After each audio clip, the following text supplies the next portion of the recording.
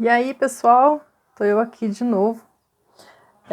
E essa semana a gente teve eu acho que foi uma mini polêmica aí em torno da Qualy. O Porta dos Fundos lançou um vídeo, né, de um comercial de margarina com a marca Qualy, né? Na qual o vídeo começava muito bem, aquele comercial de margarina da família, né?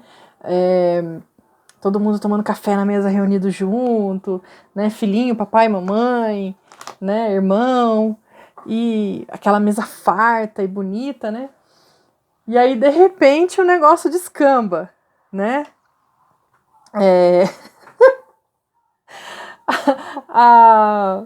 Começa uma briga, né, no vídeo, e aí a família tradicional desmorona e há diversos xingamentos e aquela coisa toda. E eu conversando com uma amiga minha, trocando ideia, né?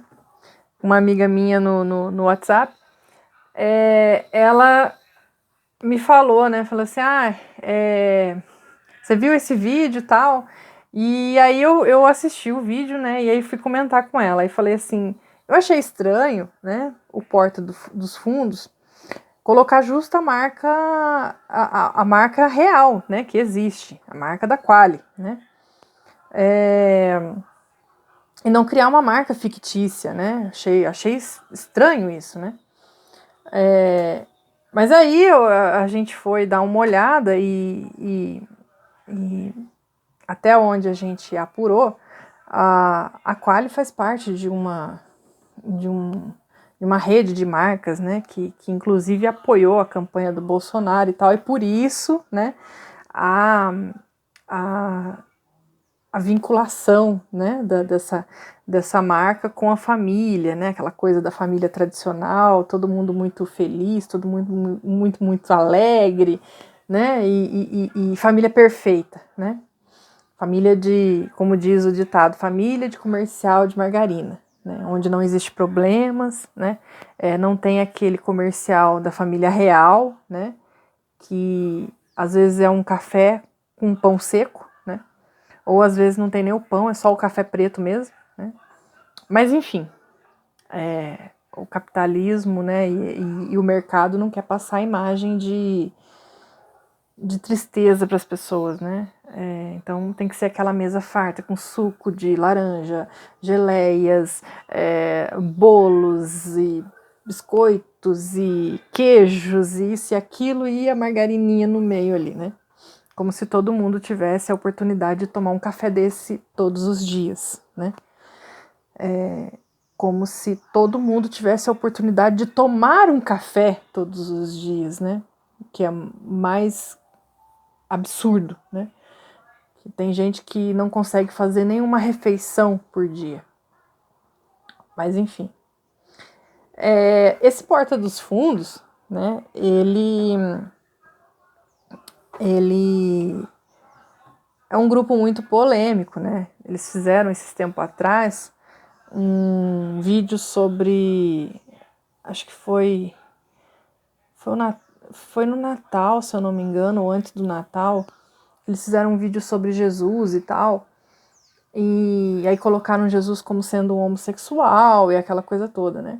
Deu maior polêmica na época e tudo, e o pessoal da igreja ficou puto, né? Porque onde já se viu, né? Um grupo humorístico fazer isso e tal, né? Eu não sou, vamos dizer assim, conservadora ao ponto de dizer que estava errado ou estava certo. Não. A minha opinião é a seguinte: eu acredito que não foi assim, não foi legal, né? Porque eu acho que a religião das pessoas deve ser respeitada e eu acho que esse é um ponto onde a nossa pseudo-esquerda identitária erra muito, né? Ela não respeita limites, né? Ela não respeita o pensamento do brasileiro, que por mais que tenha uma tendência de ser de esquerda, ainda assim é um tanto conservador, né? Então, o que acontece, né? Esse vídeo gerou uma polêmica gigantesca, foi mais um prego, né, no caixão, né, da esquerda, como tantos outros pregos que já foram, né, colocados, como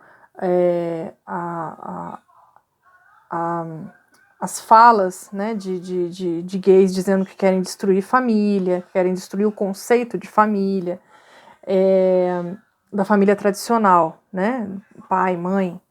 Só que assim, eles entram nesse assunto com o pé na porta e não explicam.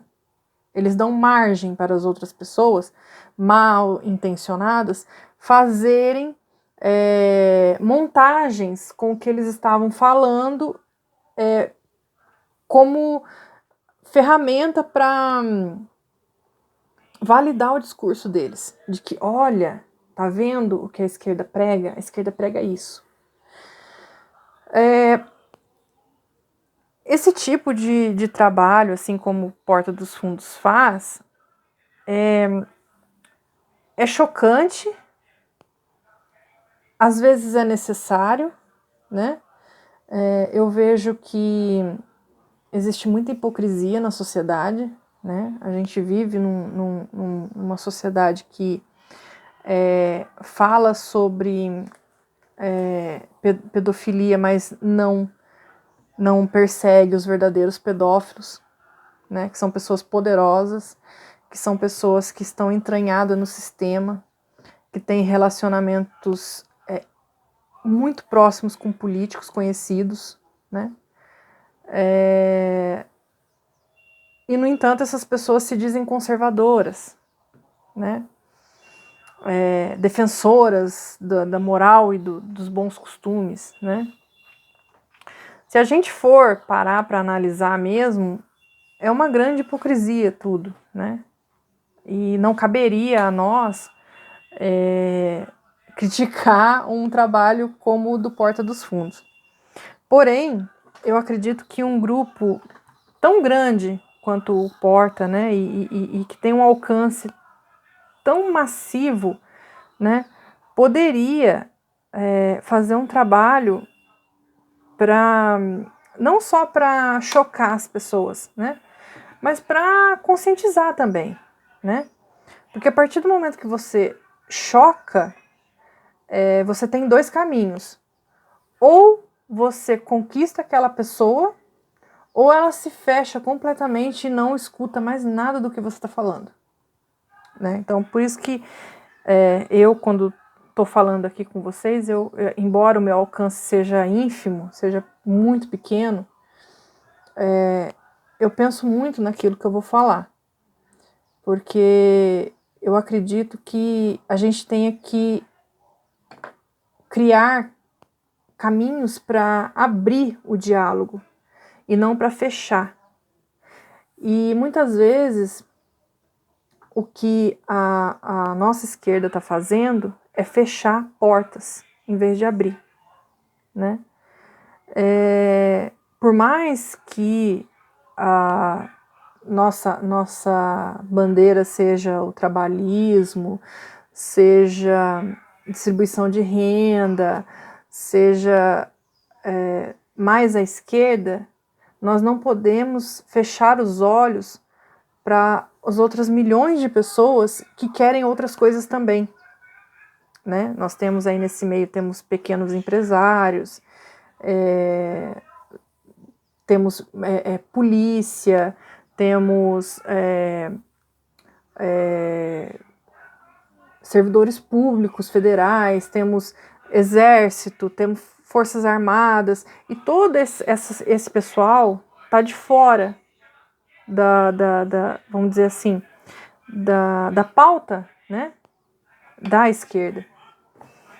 A esquerda não consegue se achegar nesse pessoal porque essas pessoas, embora saibam da importância, né, da renda e do emprego, elas não conseguem mais se ver no outro campo por conta dessa pauta de costumes, né?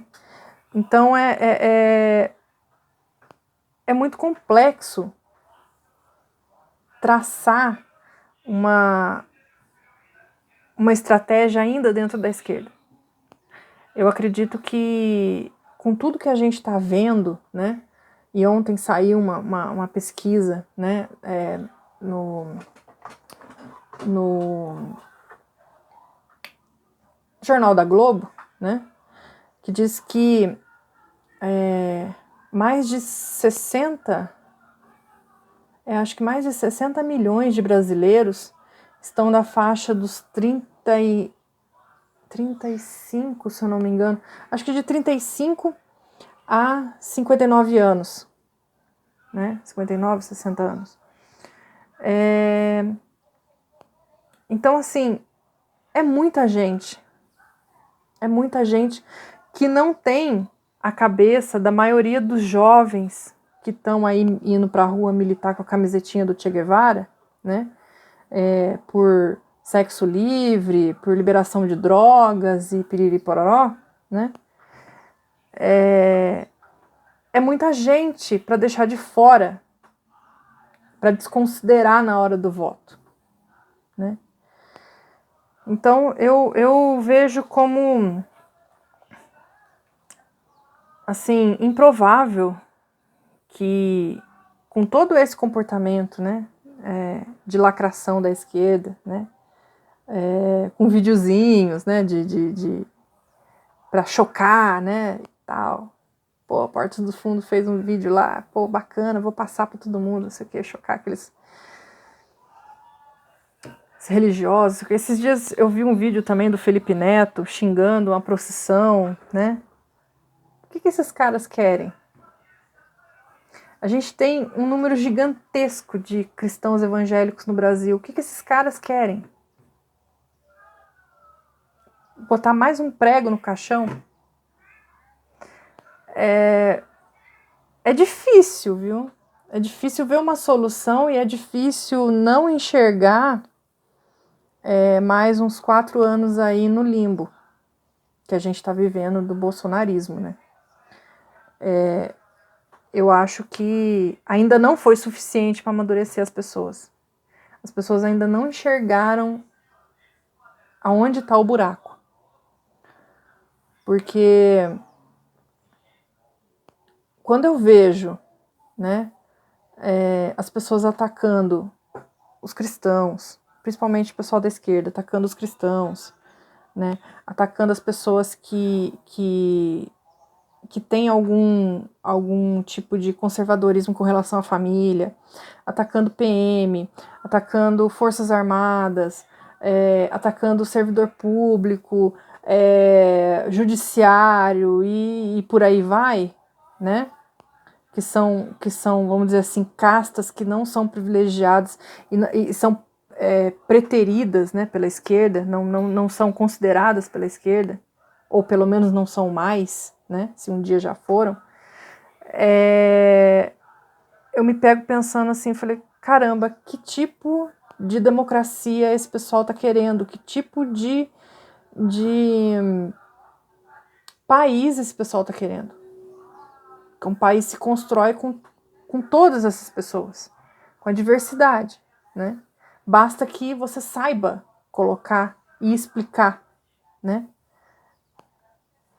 E conversar com o povo, coisa que o PT fazia muito bem, fazia assim, majestosamente bem nas décadas de 80, mais ou menos, né? Conversar com a base, conversar com o povo, pegar a sua cadeira e sentar numa praça e conversar com as pessoas que estão na praça, lhe perguntar o que elas estão achando, o que elas esperam, né, de um político e tal. Tá difícil. Essa lacração infinita que a gente vê parece que não vai acabar tão cedo. Porque ao passo que a direita dá muita munição, né?